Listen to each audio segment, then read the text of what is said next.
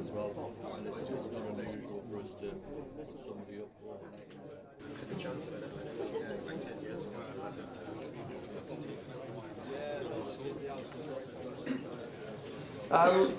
My name's John Barton. I'm the chairman of Tadea. Who is Tadea and why is Tadea doing driver training? Tadea goes back to about 2002 and really focused on delivering energy advice, domestic energy advice and support for local authorities.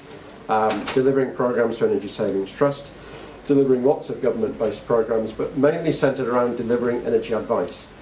Moving into insulation of housing stock, and broadening its geographical base to include Newcastle, Northumbria, Cumbria, Lancashire, Yorkshire. Latterly, we've moved into the sort of the latest government initiatives of the Energy Company Obligation, the Eco Project, and the Green Deal. The last year has taught us very wisely that you shouldn't be totally reliant on government initiatives. It only takes a change of whim in government and the business is at risk.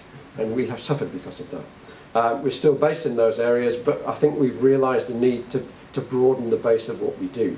Hence, we're moving into renewables, energy management, energy efficiency, particularly for commercial properties, smaller commercial properties who can't afford the expertise to manage those programs themselves.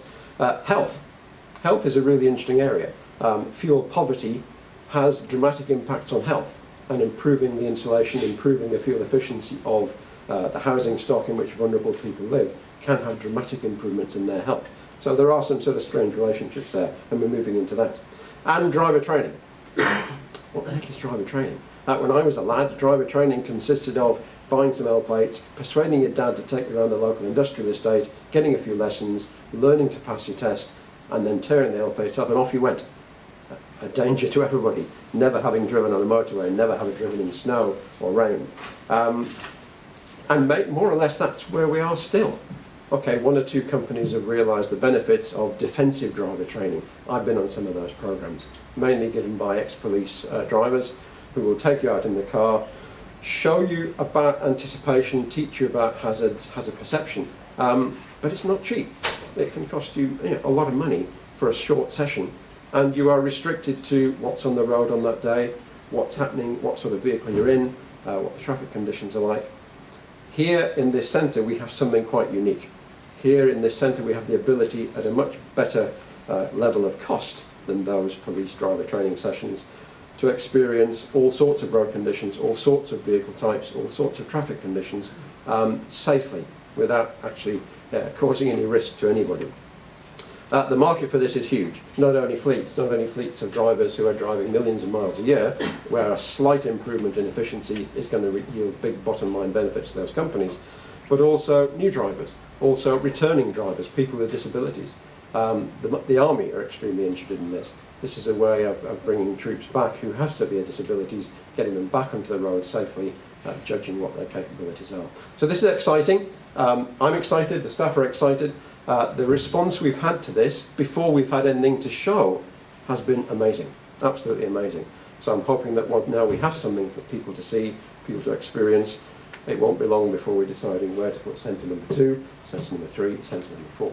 and I think this has great merit in getting this message before government as well.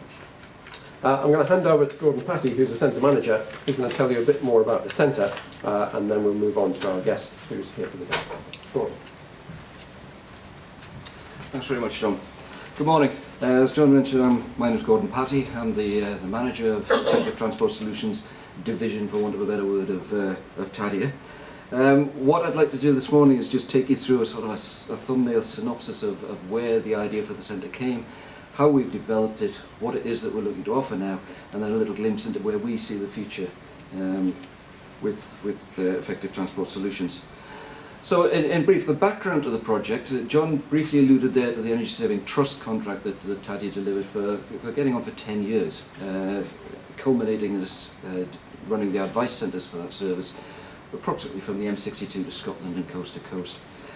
A strand of the work that we did with the Energy Saving Trust was a Department for Transport funded initiative, whereby we were aiming to reduce tailpipe emissions in fleet drivers and grey fleet drivers by taking a small frame-based simulator out to employees on an outreach basis and giving quite basic fuel-efficient driving lessons. This went down better than we ever expected. Employers saw the real worth of this, they saw the benefit in their bottom line, and it was a popular service. If we spool forward to 2012, when the government took the axe to the quangos, Energy Saving Trust was one of the organisations that took a substantial hit when the funding was cut, and they retracted back down to London, closed the advice centres and took their toys with them, along with that, the simulator that we had. However, our phone was still ringing on probably a weekly basis with employers saying, can you bring the simulator out? We've seen some benefit here. And that got us thinking, how can we do that? There's an obvious demand, how can we do it, but better? And that was where the nucleus for this idea came from.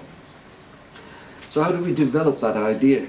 Around about the time we were developing close partnerships that have proved very beneficial, and we continue to work very closely with Zero Carbon Futures, who were one North East's old electric vehicle taken en masse by Gateshead College, and who will in the next few weeks be taking up residence across the corridor in the building over here. Gateshead College itself have been very supportive in the work that we've done on this project. Gateshead College obviously own this building that we're in and have been extremely accommodating in kitting it out to our specific needs, even stripping out the floor so that we can support the weight of the minis that we've got. And Transport Research Laboratory, originally a government department who became a private enterprise latterly, and have been very, very supportive in pointing us in the right direction and making the right connections for us when we come to develop the simulators. So we've got the partners there, we've identified the premises with the help of Gateshead College. We then have to come to select who's going to make these simulators for us. Again, with the help of Transport Research Laboratory, we were put in touch with 4 simulator manufacturing companies, 2 in the UK and 2 in Europe. And it became fairly evident early on in the programme of selection from the proposals that came in that one company stood head and shoulders above the others, and that company was XPI Simulation, based in Chessington. Right from the word go, XPI seemed to grasp what it was that we wanted to achieve here. It wasn't just a money-making exercise, there was an ethos behind it, a heartfelt need to look at carbon reduction and increasing safety on the roads there. And XPI have continued to be extremely supportive throughout the entire process of putting down on paper what we thought we wanted and then reworking it and telling us actually this is what you really want. And they've been visionary in some of the solutions they've come up for. Another overriding factor in the selection of XPI over the others was their solution that they came to us with without being asked for. Didn't only have pod simulators that we were looking at, but also had real car simulators. And we get to initially see the draw of these things, and they stand head and shoulders above the competition. So we've decided who's going to provide us with the simulators. Next is how are we going to pay for these things. And here we've had a great deal of help from a number of organisations as well. Chief amongst them has been Lombard, and James Klingen's here today from Lombard. James has hand-held us through the process of putting a finance package together and has been incredibly flexible and helpful with us all the way through it. I also have to mention the BE group, who supported us in getting Let's Grow funding for the project, and also Sunderland City Council, who put some funding into the project as well. So we've now got the simulators, the building, we've got the finance to put the thing in place. Now we need customers. Brendan Pryor, who many of you have met over the last year and a half, probably met more times than you care to mention. He's our key account manager, and he was given the thankless task of trying to sell this theory to businesses without initially anything to show at all, just word of mouth. Eventually we managed to get him some generated images of what we thought it was going to look like. And Brendan, bless his heart, through the course of a year to 18 months, has managed to secure expressions of interest from over 50 companies, and has taken now deposits and bookings before we've even opened the door. So credit goes to Brendan for the work he's put in here. Hopefully we can turn some of those expressions of interest into bookings now that people have got the opportunity to see what it is that we're going to do and experience just how realistic this thing is.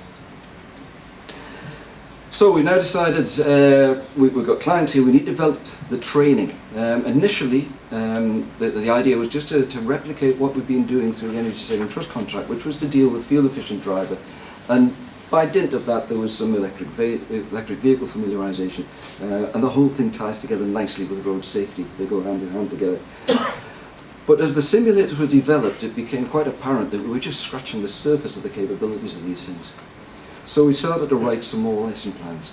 We can cover adverse weather conditions. We can cover motorway scenarios, so kids who are coming up the driving test can actually get into things and experience a motorway before they take the test and are let loose on them.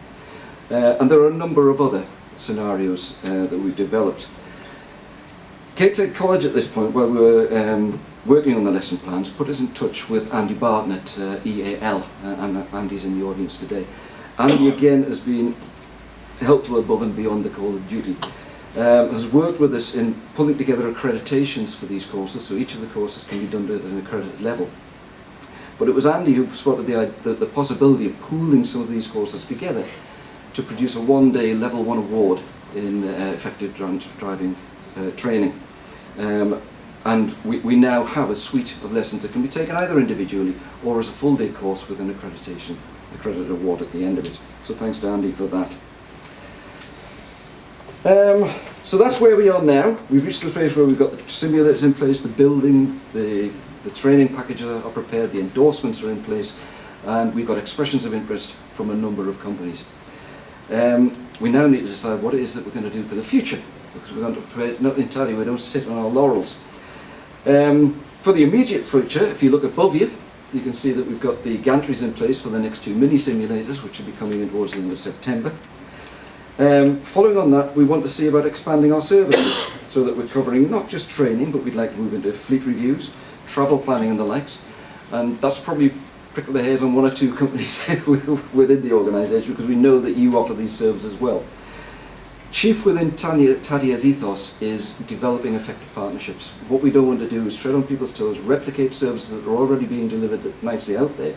If we can work in partnership to produce packages of training and services to organisations that work cohesively, then that is the way that we'll proceed. We will not replicate a service if we can, however possible, work with an existing organisation to deliver that and pool our services together to produce a better whole. And finally, for the future, as John alluded to in his presentation, this isn't where we stop. This is a pilot centre. We're looking to build on the success that we're sure will come from this centre and open additional centres around the UK. We've already had initial discussions with the UKTI about potentially moving the service into Europe and possibly the emerging markets. So from here on in, the sky's the limit for Tadea. Thank you very much. I've used the phrase, our guest needs no introduction many times before, but I suspect it's never been as true as today. Quentin Willson, I think, is probably known to all of you in this audience. TV presenter, Top Gear fame, a journalist, Sunday Mirror and Classic Cars columnist, a campaigner, which I think is a very important part of Quentin's role, not only in terms of new car prices, fuel prices, safety, children's driving, etc., etc. I picked up, and a writer, of course, with many books to his name. I picked up a quote from his website: "A staunch advocate of better driving standards. I can think of nobody better to open our centre today than Quentin Willson." Thank you.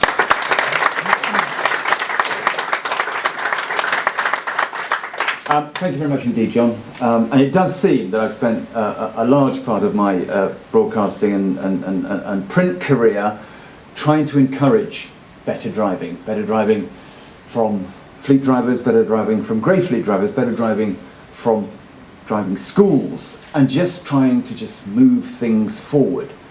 Because these are two strong statements, but I think they're worth making. We have in this country a real driving skills crisis. And the second statement is that we waste billions of litres of fuel every single year because too many of us have not been taught to drive properly. It's as simple as that. And these are social, economic failings that as a society we really do need to address. You listen to the morning radio every single day and you hear the chorus, don't you, from Sally Traffic? The M1, the M6, the M42, the M5, the M4, the M40, they're all at some time or another blocked or gridlocked with rows and rows of drivers in impotent rage because somebody has had an accident. But they're not accidents, are they? They are people who have made mistakes. They're poor driving. They are driver errors. And that means that they are needless and they are avoidable. And the cost to us all, to society, in terms of lost productivity, lost time, delays, pollution, lengthy clear-up times, again, runs into hundreds and hundreds of millions of pounds every single year. And that is why what you are doing here today is so important, because we have forgotten, ladies and gentlemen, how to teach and here's the key word, the craft of driving. We've completely forgotten. We teach people how to pass a test. We do not teach them how to drive. And I'm sounding like your Uncle Norm at the moment, but it is absolutely true. People are treating cars and the process of driving as an automatic thing, like filling a tumble dryer or a washing machine. And the result is so many accidents. And all the insurance companies will tell you that these minor shunts are going up and up and up exponentially. We need to get drivers to understand that the simple process of anticipation, gentle use of the pedal, and actually reading the road ahead not only makes them safer and better drivers, but can actually save up to 25% on their fuel bills. Now I know this because I have worked for BP and Shell, and I did the BP's green driving test, which was a simulator not as cutting edge as these, where we took journalists out and we trained them how to drive properly and we measured it empirically and we showed that you can, after training, save up to 25% on your fuel bills. I've driven up here today 220 odd miles in a 4.4 Range Rover diesel V8. Now I don't want to be flash, but there's an interesting point here. On my trip computer it will say 37.9 mpg. Now for a 2.5 ton car with the aerodynamics of the Albert Memorial, that figure is on the scale of loaves and fishes. But that's what you can do if you just understand how to drive gently and progressively. My wife, I should point out, who regularly drives this car, gets 22 mpg. I'm saying nothing, and particularly not to her, because she'll just tell me I'm a sad old git who needs to get out more. But if you look at that difference between 21 mpg and 37.9 mpg, you're talking a lot of money every single mile. And for a fleet driver, for a company, for the bottom line, that adds up to a lot of money every year, hundreds and hundreds of pounds. So that's why the eco-driving we're going to be talking about later and seeing on the simulator is so vital. And if everybody understood about this simple craft, we could, if you look across the UK every single year, save hundreds of billions of pounds. And the ironic thing is that driving economically is so easy to learn. It really isn't difficult. It's just a simple mindset that you're not taught when you get into the car for the first time with that driving instructor, and you really should be. They do a bit of it now, but it's not nearly as exhaustive enough. So the link then between economical driving, that my wife thinks is boring, and driving safely is really empirically proved. Drive economically, drive safely, save fuel, and you save lives. Now this is really something that's very important to me, and if you get the opportunity, please, please, please do sit in these simulators and see, because you'll be at the cutting edge of something really, really great.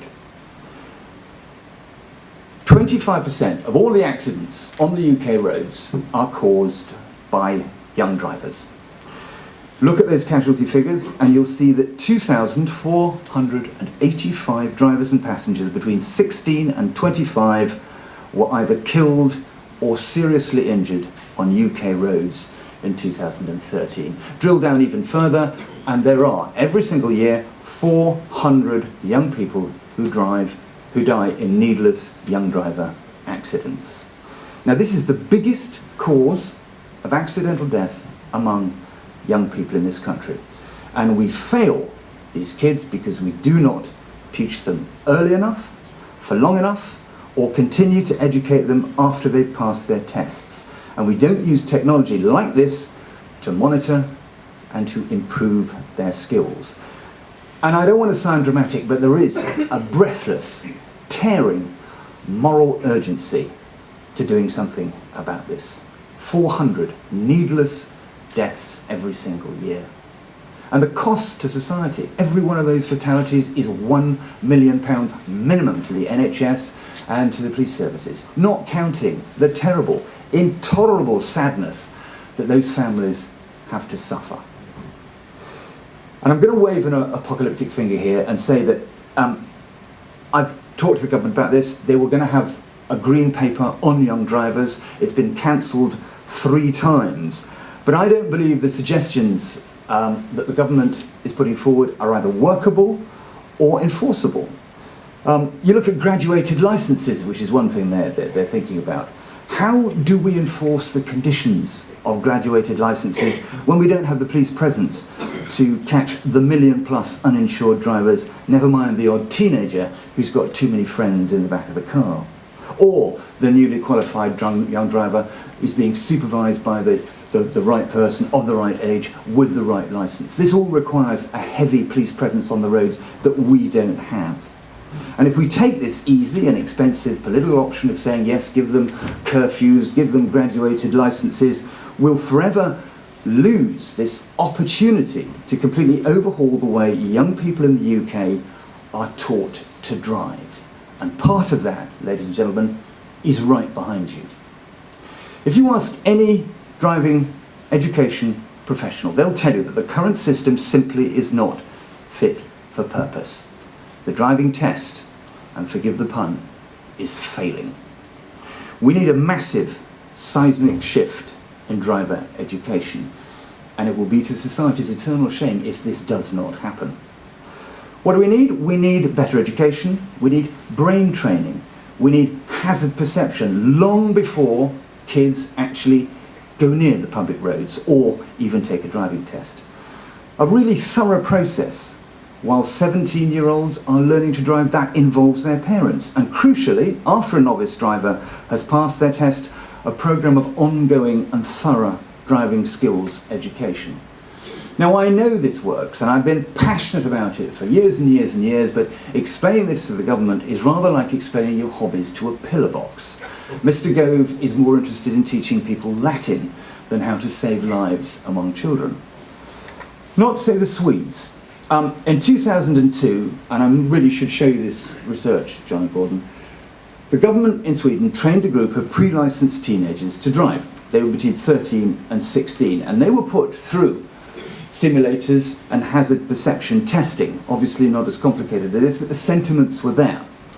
Now, unsurprisingly, that whole group, and it was 200 kids, passed their real driving tests first time. But here's the really interesting bit.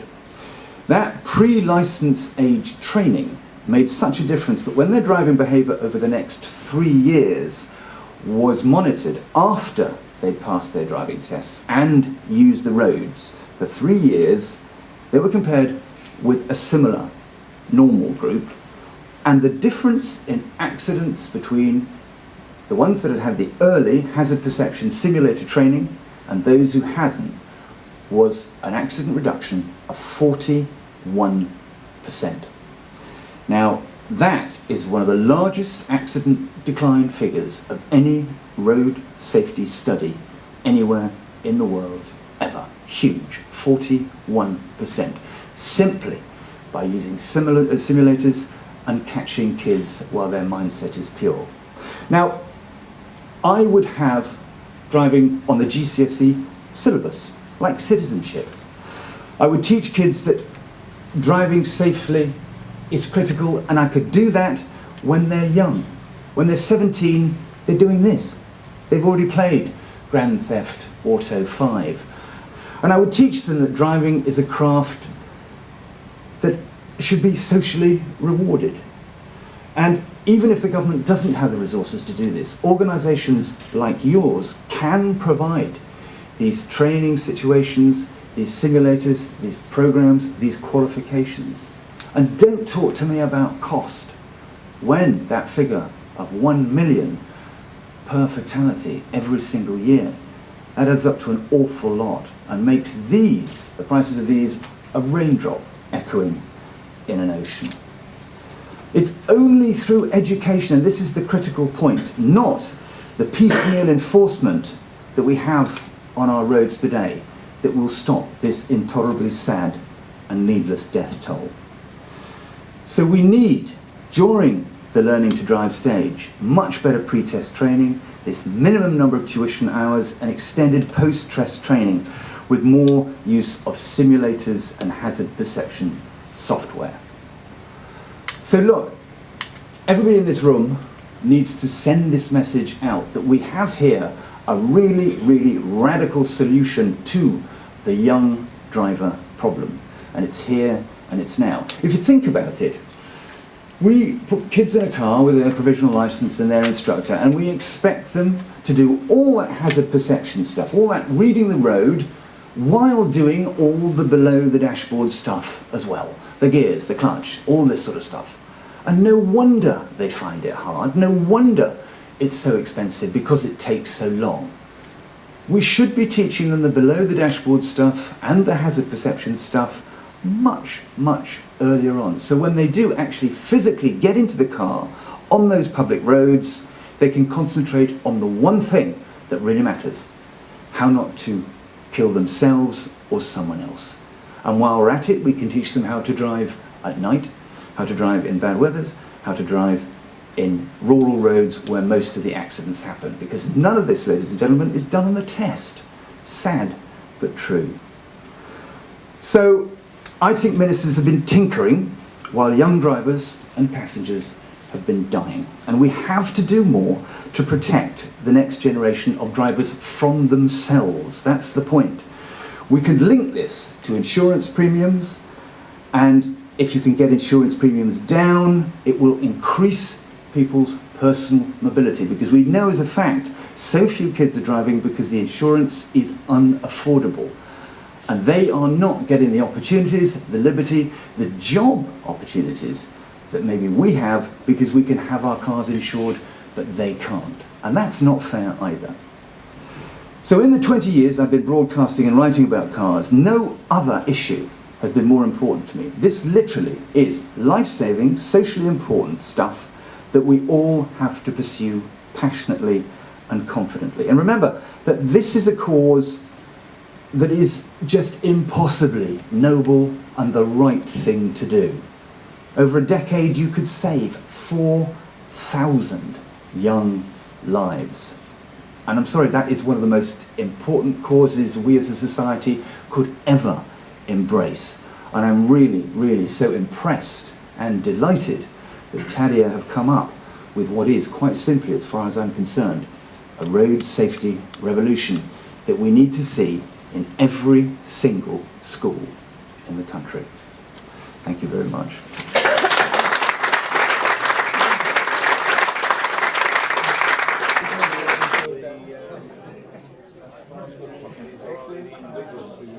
Predominantly, I would suggest 60%.